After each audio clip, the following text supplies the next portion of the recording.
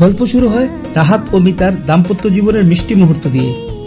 দুজন হাসি ঠাট্টা করে, একসাথে খাওয়া দাওয়া, টিভি দেখা, সবকিছুই ভালো চলছিল। কিন্তু মিতা লক্ষ্য করে রাহাত সবসময় মোবাইল হাতে রাখে, টেবিলে রাখলেও লক করে রাখে, রাতে ঘুমানোর সময় পাসওয়ার্ড দিয়ে রাখে। তুমি আমার স্বামী, আমার কাছেই মোবাইল লুকাও? আরে মোবাইলের ভেতরে অফিসের কাজ, কিছু ডকুমেন্ট আছে, সেজন্যই তো লক করি। মিতা বিশ্বাস করে না। মিতার বান্ধবী এসে সন্দেহ আরো বাড়িয়ে দেয়। মিতা শোনো, আজকালকার ছেলেদের ভরসা নেই, সবার মোবাইলে অন্য কিছু লুকানো থাকে, তুই না জানলে কে জানবে? মিতা মনে মনে ভাবে নিশ্চয়ই অন্য কারোর সাথে কথা বলে। সে নানা কৌশলে পাসওয়ার্ড জানার চেষ্টা করে। রাহাত মোবাইল আনলক করলে পাশে গিয়ে চোখ কুচকে দেখে, আঙ্গুলের ছাপ মেলানোর চেষ্টা করে। রাতে ঘুমিয়ে গেলে আঙ্গুল ধরিয়ে চেষ্টা করে, কিন্তু রাহাত ঘুম ভেঙে যায়। মিতার সন্দেহ ভয়ানক হয়ে যায়।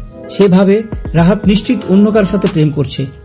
একদিন রাহাতের অফিসে গিয়ে হঠাৎ হাজির হয়। অফিসে গিয়ে দেখে রুবেল নামের সহকর্মী রাহাতকে খেপাচ্ছে। হেই, মোবাইল লুকাও কেন? প্রেমিকা বুঝি?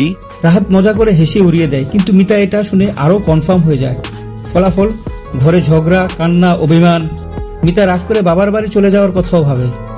এক রাতে মিতা অনেক চেষ্টা করে অবশেষে রাহাতের মোবাইলের পাসওয়ার্ড ভেঙে ফেলে।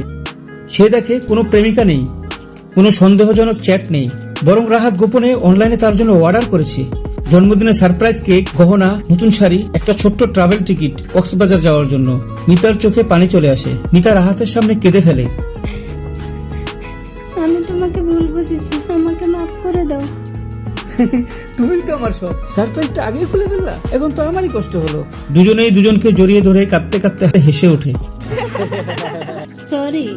মা এসে বলেন, মা রিতা, সংসারে বিশ্বাসটাই আসল, বিশ্বাস না থাকলে সুখ থাকে না মা।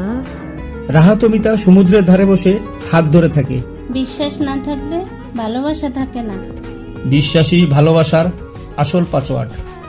চ্যানেলটিকে সাবস্ক্রাইব করুন, লাইক এবং কমেন্ট করতে ভুলবেন না।